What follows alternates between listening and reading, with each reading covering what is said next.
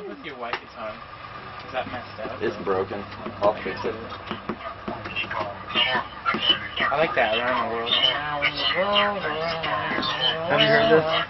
I've only heard that song. I think this is one of the best fucking, like... I want to get this. What is this? Crapper. Crap work, Dot Punk. They played when we were gone. Did they? Yeah, here at Showbox. My stereo's all hooked up wrong. Notice how I have to turn it up all the way? It actually would sound a lot bigger and cool. Still eating these honey things. These are good.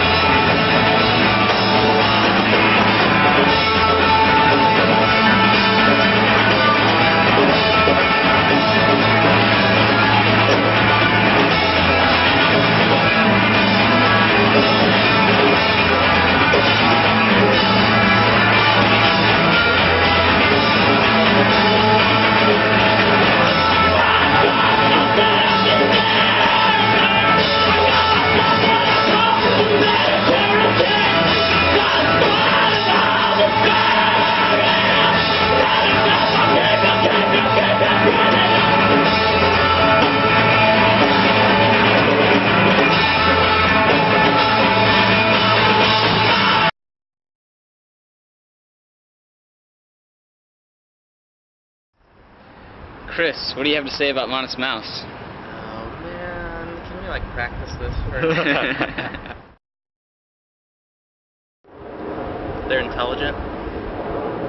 They're good.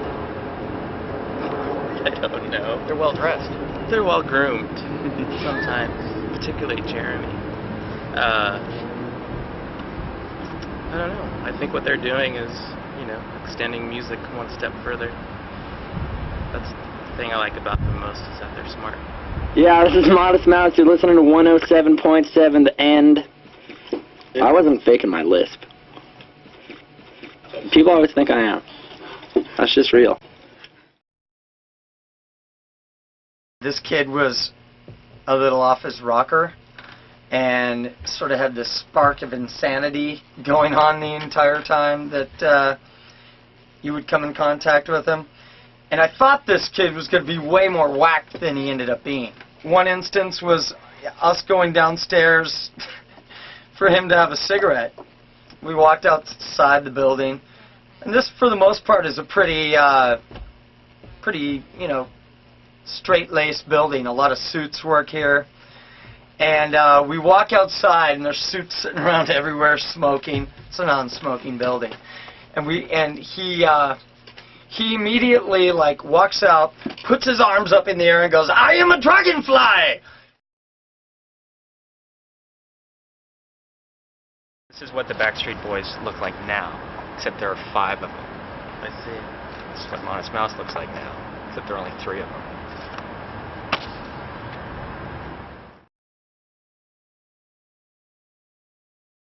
I remember when Isaac, when he was a young kid who wore mittens attached to his back pocket and went to all ages shows. I was He was talking pretty to him. tame then. I mean, he was kind of kooky, but he was definitely a lot tamer than he is now. I was talking to him outside of the Velvet Elvis once, right before we were going to put out the Build to Spill record, and I had mentioned it to him, and he said that Doug Martsch was one of 3 people he could think of that should be making records. So I thought that the kid wouldn't be all that bad. I don't know. They make more sense to me than most bands do. Like, every aspect of them is great. Great songs, great players. You know, like, I don't know. They make complete sense to me. And they're always doing new and different things. I don't know. They kind of, to me, exemplify the perfect rock band. Do all kinds of different sorts of music. I'm listening. How would you compare your approach to music making with Isaac's approach to music making? I don't really know. I mean, I think that we have similar aesthetics. I don't know. Isaac's an amazing singer. You know, a totally sweet voice. He can yell and he can sing pretty. I don't know. And the telephone goes on. Take the road, leave the road, try to meet ends and find out the beginning of the end of what left to be.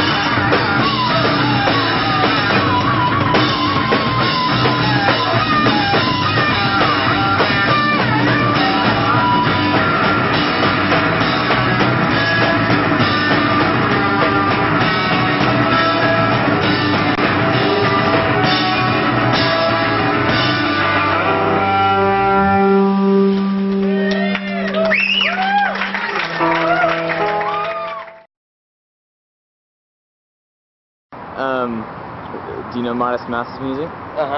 Yeah? What do you think of him? I like him a lot. Yeah? Isaac used to do the same thing, only like in my kitchen at night when the neighbors downstairs were trying to sleep. And I can sort of appreciate it more now that it's like not in my kitchen. I like it a lot. I've always liked it. I think that Isaac's really talented. Yeah? How would you compare your approach to music making as compared to Isaac's approach to music making? I think it's basically the same. I mean, the music is different, but I think that we do music for the same reason. I think that Isaac just does it because that's what he does. You know, he'd be doing the same thing, even like if no one, you know, cared about his music, he'd be doing the same thing in his shed or whatever. You know, and I think that that's the same. I think that's the same with all good bands.